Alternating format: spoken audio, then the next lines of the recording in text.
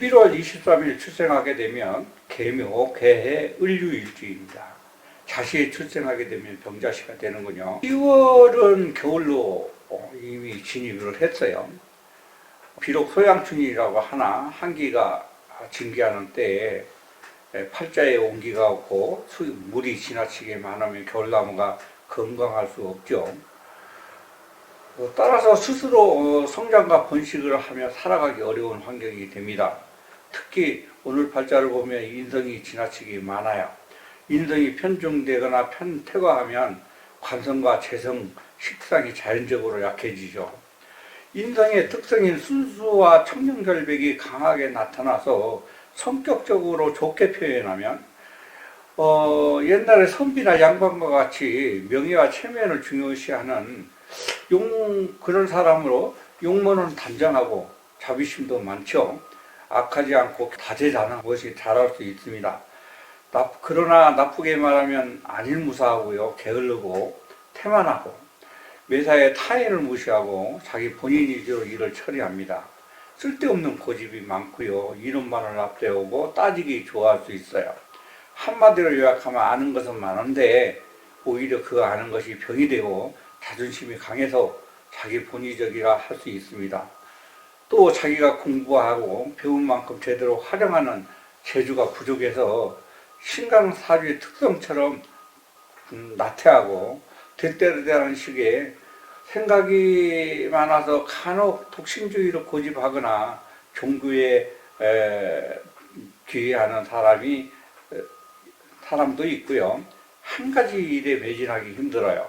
어느 정도 일을 성사시키거나 진행하면 또 다른 일을 벌리거나 해서 전공 또는 직장을 자주 바꿔서 전문성이 없어서 사회적으로 경쟁력을 갖기 어렵습니다.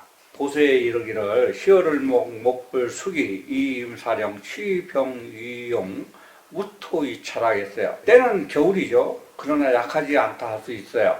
그러나 병정화가 없고 수기가 지나쳐서 도리어 약해졌다, 건강하지 못하다는 의미가 됩니다. 추위와 눈이 온다는 입동절과 소설절로 겨울나무죠. 그래서 한목 향양이라 해서 즉 태양 병화를 찾아서 병화를 봐야 수기라 해서 물을 끌어올려서 나무가 생기를 얻고 생명을 유지하게 되는 것이죠. 건강하게 되는 것입니다.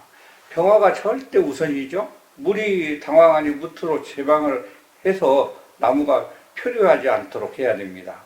무토가 있고 병화가 없으면 운이 동남향으로 따뜻하게 흘러줘서 그러면 발전하게 되죠. 나무가 건강하게 되는 것입니다. 을목과 간목은 기와 질이 차이가 있어요. 10월 달에는 소양춘이라고 했어요. 그러나 겉으로는 이미 시들고 죽은 것과 같죠. 내면에는 목의 기가 움직여서 껍질 안에서는 목기가 생기를 받고 있지만 간목은 목의 기가 되고 을목은 목의 질이 되죠. 그래서 기는 내적으로 움직입니다. 그러나 질은 형성이 안 된 것이죠.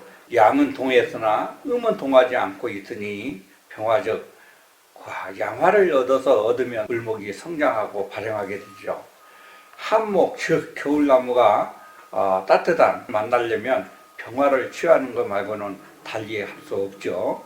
병화무토가 투철하면 과갑해서 출세를 보장받고 병화가 있고 무토가 없다면 과갑은 하지 못하더라도 조우가 이루어지니 총명하고 유림은 가능하다. 즉 학자로서 배움은 충분하다 이런 뜻입니다. 병무양투 과갑정연 유병무모 수불과갑 영유유림이라 위에서 말한 것처럼 병화무토가 모두 투철된 데는 과갑은 정해진 것 같다, 이미 이루어진 것 같다 했고 병화는 있으나 무토가 없는 자는 비록 과갑은 아니라도 학자로서 성공할 수 있다, 선비가 된다는 뜻이죠. 혹수다무무 을성표부 유탕지도 약 불견 병기 처단난전이다. 혹 팔자에 수가 많고 무토가 없으면 을목이 표류해서 여기저기 방탕한 생활로 떠돌며 살게 되겠죠. 쓸모없는 인간이 된다는 뜻입니다. 자기 자신도 간수하기 힘들게 되겠죠. 그러니 처자를 보존할 수 없는 사람이 된다 했습니다. 오늘 팔자를 보면 금수가 태양합니다. 의지처가 없어요. 신앙한 팔자가 인성이 지나치니 떠다니는 표류지객이죠. 글재주는 있을 것이나 세상이 알아주진 않아요. 한탄스러울 것입니다. 종교인이나 돼서 타인들에게 지식을 나눠주거나 멘토 역할을 하는 그런 역할을 하고 살면 잘할 수 있을 거예요. 그래서 사실은 승도지명이라고 얘기할 수 있는데 을목이기 때문에 그러기 쉽지 않죠. 구독과 좋아요 부탁합니다.